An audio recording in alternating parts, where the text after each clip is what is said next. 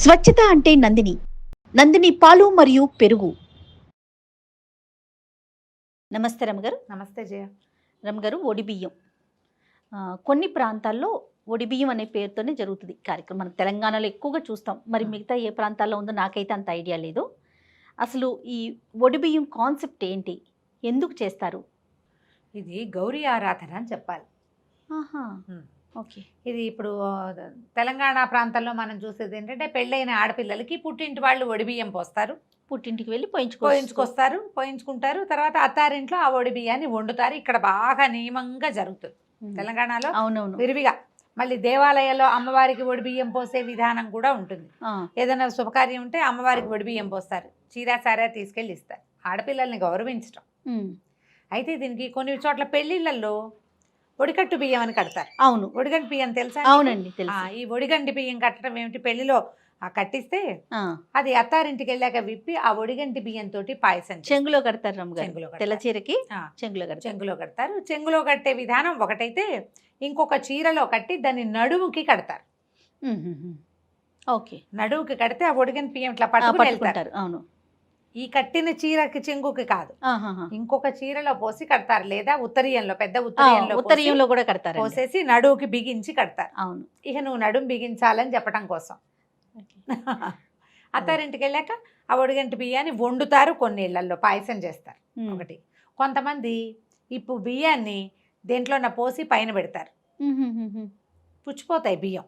అవును, అలాగే సంసారం అలాగే అందులో రకరకాలు పుడతాయి కదా జీవులు. అలా రకరకాలుగా పరిఢ వెళ్ళాలని కొందరిళ్లలో చెంబులో పోసి పైన పెడతారు. సూపర్. అవి పూర్తిగా పాడైనాక ఏ మట్టిలోనో కలుపుతారు. కొన్ని చోట్ల ఇది కూడా కనపడుతుంది. పాయసం వండే వాళ్ళు ఉండరు అందరూ. ఇప్పుడు ఈ ఒడిబియ్యమే ఒడిగంటి బియ్యం కదా. అవును. అయితే కొన్ని ప్రాంతాల్లో ఏమిటి, ఆడపిల్లలకి కడుపు చలవని ఏటా చలిమిడి పెడతారు, బియ్యంతో చేసిందే కదా. మామూలుగా మనిషి శరీరంలో షట్చక్రాలు ఉంటాయి. నాభి దగ్గర ఉండే చక్రాన్ని మణిపుర చక్రం అంటారు. ఈ నాభి దగ్గర మన ఒడి ఎక్కడ ఉంటుంది, రక్షించే స్థానం అన్నమాట అది. ఈ ఒడిలో ఇలా బియ్యం పోయటం వల్ల ఏంటంటే ఈ ఒడి మధ్యలో, ఈ మణిపూర చక్రంలో మధ్యలో ఒడియాణ పీఠం ఉందని అంటారు. అంటే అమ్మవారు ఒక చిత్రమైన శక్తితోటి, అంటే చాలా పనులు చేయగలిగే శక్తి. ఇప్పుడు లక్ష్మీదేవి డబ్బిస్తుంది, సరస్వతీదేవి జ్ఞానం ఇస్తుంది, గౌరీదేవి ఐదోతనాన్ని ఇస్తుంది. జ్ఞానాన్ని, సంపదని, ఐదోతనాన్ని ఇచ్చేటువంటి ప్రచండమైన శక్తి స్వరూపం ఒకటి ఈ మణిపుర చక్రపు మధ్య భాగంలో ఉంటుంది. ఓకే. ఆమెని అర్చించటం. ఏ పిల్లకైతే ఒడిలో ఇది పెడుతున్నామో వాళ్ళకి ఇట్లాంటి సమస్తమైన శక్తులు ఉండాలని తమ ఇంట్లో పుట్టిన ఆడపిల్ల ఇంకో ఇంటికి వెళ్ళి అక్కడ కూడా అన్ని రకాల శక్తులతోటి చక్కగా ఉండాలని కోరుకుంటూ ఒడిలో పోస్తారు. ఇవి చేతిలో పెట్టకుండా ఒడిలో పోయిస్తారు. అందుకే ఒడిబియ్యం అన్న పేరు. మనం ఆ ఒడి పదం ఎందుకు వచ్చిందంటే ఇక్కడ వడ్డాణం అంటావా. వడ్డాణం అంటే ఏమిటి, ఈ పొట్టకి నడుం చుట్టూతా కట్టుకునే సాధనం కదా. ఆ ప్రాంతం పేరే అది, ఒడియాణం దాని పేరు. మనకి లలితా శాస్త్రంలో ఓఢ్యాణ పీఠ నిలయ వస్తుంది అమ్మవారు. అవును. ఈ ఓఢ్యాణ పీఠం అనేది ఒక శక్తిపీఠం కూడా ఉందని చెప్పుకుంటాం. అవును. ఈ ప్రాంతాన్ని మనం ఆ పొట్ట తాలూకు ఈ భాగంలోనే మనకి సంతానం కలుగుతారు. పిల్లలు కలిగేది పొట్టలో. అవును కదా. అది ఎక్కడుంది, కరెక్ట్గా ఇదే ఒడిలోనే ఉంటుంది. స్త్రీ సంబంధమైన ఆడవాళ్ళకి కావాల్సిన హార్మోన్స్ అన్నీ కూడా ఈ కటి భాగంలోనే ఉంటాయి, ఒడి భాగంలోనే ఉంటాయి. వాటన్నిటికీ మంచి చేకూరటం కోసం ధాన్యాన్ని పోయటం పద్ధతి. ఓకే. మనం ఇక్కడ తెలంగాణలో చూస్తాం, ప్రతి సంవత్సరం చేస్తూ ఉంటారు కదండి. అంటే ఇది వరకు జయ ఆడపిల్లల్ని ఇంత ఆదరణ, ఆస్తిపాస్తులు ఇవ్వటాలు అవి ఉండేవి కాదు కదా. అంచేత ఏంటంటే ప్రతి సంవత్సరము చీరాసారా ఒడిబియ్యం ఒట్టిగా పోసి పంపించేయకుండా ఓ పేరంటం వేడుక, నువ్వు మాకు చాలా విలువైన దానివి అని చెప్పడం కోసం ప్రధానంగా వాళ్ళకి కాన్ఫిడెన్స్ ఉంటుంది. పుట్టింటి ఆదరణ, పుట్టింటి దన్ను వెనకాల వాళ్ళకు ఉండటం వల్ల అత్తారింట్లో విలువ ఉంటుంది, వాళ్ళకు ఒక ధైర్యం ఉంటుంది. ఏటా కాన్పులు కాసేవాళ్ళు పాపం ఇది వరకు కనేవాళ్ళు కదా. మరి వాళ్ళకి ధైర్యం ఎట్లా, ఏం భయం కదా, ఎప్పుడు మరణమే కదా జయ. పురుడు అంటే మరణాసన్నం అయ్యి రావటం కదా. మరి ఇంత హింస ఉన్నప్పుడు వాళ్ళకి ధైర్యాన్ని ఇవ్వాలి కదా. అంచేత అట్లా ఏటా పోయటం ఇక్కడ సాంప్రదాయం. మన వైపు ఏం చేస్తారు, కడుపుతో ఉన్నప్పుడు కన్నప్పుడు కన్న తర్వాత ఏడాదికి కొంతమంది ఇళ్లలో ఏటా చలిమిడి పెడతారు జయ.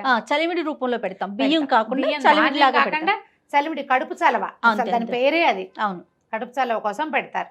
ఏటా చలివిడి పెట్టే వాళ్ళు ఉంటారు. ఏదైనా అనారోగ్యం వచ్చి లేచారనుకో పుట్టింటికి తీసుకెళ్ళి ఆదరించి చక్కగా బట్టలు కొనిపెట్టి మంచి చీర వాళ్ళకి నచ్చే బట్టలు కొని అప్పుడు ఒళ్ళో చలిమిడి పెట్టి పంపిస్తారు. చీరతో పాటు సారే గీర అన్ని పంపిస్తారు.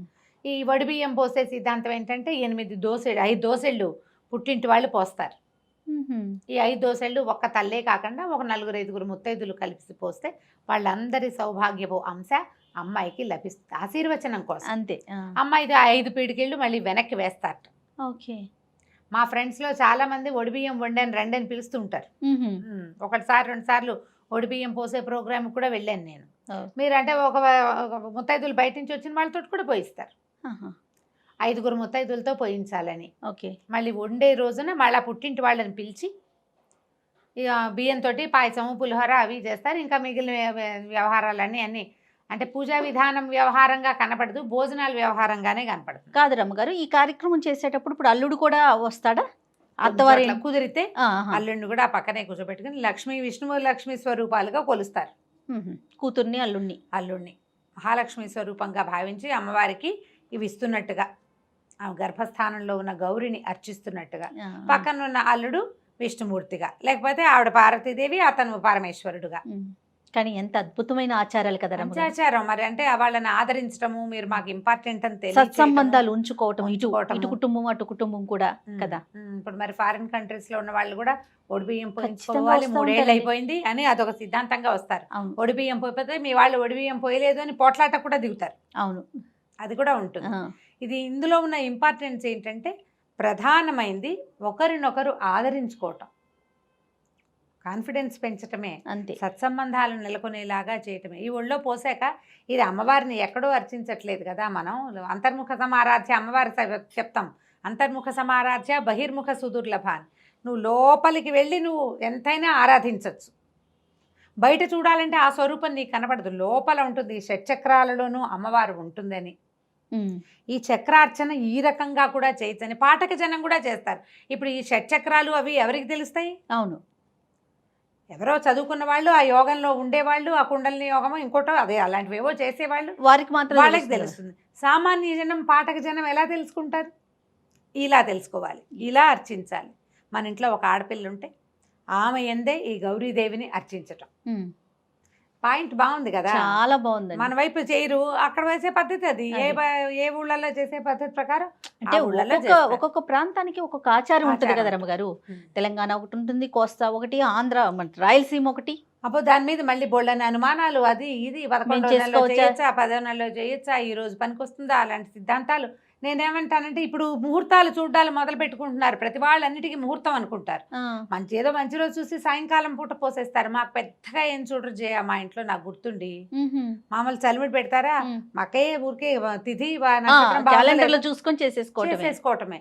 దాని పెద్ద ముహూర్త సిద్ధాంతం ఏం అక్కర్లేదు. క్రమంగా అదొక ముహూర్తం కింద, అందరికీ ముహూర్తాలే. పోయించుకురావాలా, పోయించుకుని గడప దాటచ్చా, దాటకూడదా, ఈ రోజున కుదురుతుందా, కుదరదా, అబ్బా తెగ అడుగుతారు నన్ను. నాకు వాటి సంగతి తెలియదమ్మా. మేము ఇళ్లలో పెద్దవాళ్ళు ఏం చెప్తారంటే పెద్దవాళ్ళు ఏదో చెప్తారు. ఇప్పుడు మళ్ళీ మనం సోషల్ మీడియా మీద డిపెండ్ అవుతాం కదా, వాళ్ళు ఏవేవో 10 మంది 10 రకాలుగా చెప్తారు. ఇప్పుడు నా బట్టి వాళ్ళు నాకేం తెలీదు, నేను ఇలాగే చెప్తున్నా, ఇంతే, ఇంతకంటే అక్కర్లేదు. మంచి రోజు చూసుకుంటే సరిపోతుంది. అదేదో అమావాస్యలు అవి కాకుండా, క్షీణతిథులు కాకుండా, నక్షత్రం బాగుంటే చాలు. మళ్ళీ మన నక్షత్రాన్ని చూటవాలి, భర్త నక్షత్రాన్ని చూటవాలి, అన్నయ్య పోస్తాడు కాబట్టి అన్నయ్య నక్షత్రాన్ని చూటవాలి. అంత సిద్ధాంతం అక్కర్లేదు, దానికి అవసరంలా. అంత కాంప్లికేటెడ్గా చేసుకోకుండా చక్కగా వడిబియ్యం పోసుకోవచ్చు. దేవాలయాల్లో చూస్తాను జయ బాగా, మనకు తెలంగాణ ప్రాంతంలో అమ్మవారికి వడిబియ్యం ఇవ్వడానికి పసుపు కలిపిన బియ్యం పట్టుకొస్తారు. నేను ఒక ఫ్రెండ్ ఇంట్లో చూశాను, వాళ్ళ ఊరికి ఒక చిటికే పసుపు వేసారు తప్పిస్తే పచ్చగా చెయ్యాల. పసుపు కలిపి ఆ బియ్యాన్ని దేవాలయంలో సమర్పిస్తారు అమ్మవారికి వడిబియ్యం. అమ్మవారికి వీళ్ళు ఇస్తాం, మనం ఇస్తాం. ఎలా అంటే ఇప్పుడు పెళ్లిళ్ళు శుభకార్యాలు ఉన్నాయి మన ఇంట్లో, శుభలేకిచ్చి ఒడిబియ్యం పోసొస్తారు అమ్మవారికి. అబ్బా, పోచమ్మ గుడి ఉంది కదా, రేణుకా ఎల్లమ్మ గుడి, అక్కడికి వెళ్తే ఆడ ఎప్పుడు ఎవరో ఒకళ్ళు ఇస్తూ ఉంటారు. ఇంట్లో శుభకార్యం చేసుకున్నామని ఇస్తారు. ఆడపిల్లలు లేని వాళ్ళు 100% అమ్మవారికి పోస్తారు. బాగుంది. ఆడపిల్లలు ఉన్నా ఏదైనా శుభకార్యాలప్పుడు అమ్మవారికి వడిబియ్యం ఇవ్వటం, ఏటా ఒకసారి అమ్మవారికి వడిబియ్యం పోయటం. చీర, గాజులు, పువ్వులు, చీర రవిక పట్టుకొస్తారు, గాజులు పువ్వులు తెచ్చి తర్వాత పసుపు కుంకం ఒడిబియ్యం మరి 5 కిలోలు ఇచ్చారు ఒక ఆవిడ. నేను వెళ్ళినప్పుడు గుళ్ళోకి వెళ్ళినప్పుడు మొక్కున్నాము అండి, మాకు ఆడపిల్లలు లేరు, మనవరాలు పుట్టాలని దండం పెట్టుకున్నాను, అందుకని మా కోడలు కడుపుతోంది ఇచ్చాను, పిల్ల పుట్టాక మళ్ళీ ఇస్తాను. బాగుంది. వాళ్ళ అంటే ఆసక్తులు అంతే. భక్తి ఇలా ఎన్ని శ్రద్ధలు. సంవత్సరాలు చేస్తారంటారు రమ్మగారు? ఏటా చేస్తారు జయ, పుట్టింటి వాళ్ళు ఆసరా ఉన్న నాళ్ళు చేస్తారు. ఆహా. అన్నదమ్ములు కూడా పోస్తారు. మా ఫ్రెండ్ సుశీల వాళ్ళకి నాకు తెలిసేసరికి వాళ్ళ నాన్నగారు లేరు, వాళ్ళ అన్నయ్య వాళ్ళు పోసేవారు. ఒడిబియ్యం వండటానికి కూడా ఓ ప్రోగ్రామ్గా చేసుకునేవాళ్ళు. వాళ్ళు అందరు సోషలైజ్ అవ్వటానికి అదొక మంచి సందర్భం కూడా మరి, కదా. అవును కదా. మరి అన్నదమ్ములు చేస్తారు, వాళ్ళకు కూడా ఆడపిల్లలకి పెట్టుకుంటే మనకు మంచిదని అనుకుంటారు. ఇది ఒక సిద్ధాంతం కదా జయ, మన ఇంట్లో పుట్టిన ఆడపడుచుని గౌరవించడం, మరి ఆమెకు అన్ని చూడడం, మంచి చెడు చూస్తే మనకు కూడా రేపొద్దున చూస్తారు మంచి చెడు. ఎస్. వాళ్ళని కాపాడుకోవాలి కదా. సొంత ఆడపడుచుల్ని సరిగ్గా చూడలేని వాళ్ళు ఇక వాళ్ళు ఏం చేస్తారు, వీళ్ళు ఎన్ని పూజలు చేసినా ప్రయోజనమే ఉండదు. ఆ ఇంట్లో పుట్టిన మహాలక్ష్మినే చూడలేరు వాళ్ళు. పూజ చెయ్యి, గుడికెళ్ళు, ఏం ప్రయోజనం ఇంట్లో ఉన్న ఆడపిల్లని చూడలేనప్పుడు. అందుకని ఇక్కడ బాగా చేస్తారు జయ, మంచి భలే, చాలా సరదాగా అనిపిస్తుందండి. అవును, చాలా అంటే మంచి ఆచారాన్ని కొనసాగిస్తున్నారు. కొనసాగిస్తున్నారు. చాలా ఖచ్చితంగా చేస్తారు రమ్మగారు. అవును, మిస్ చేసుకోరు అసలు. మిస్ చేసుకోరు. ఒడిబియ్యం పోయిపోతే అత్తవారు పోట్లాడే సందర్భాలు అదే కూడా, అన్నారు కదా. అవి కూడా కనిపిస్తాయి.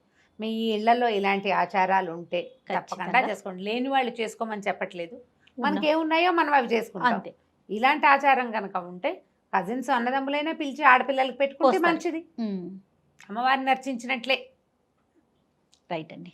నమస్తే రమ్మగారు. నమస్తే జయ.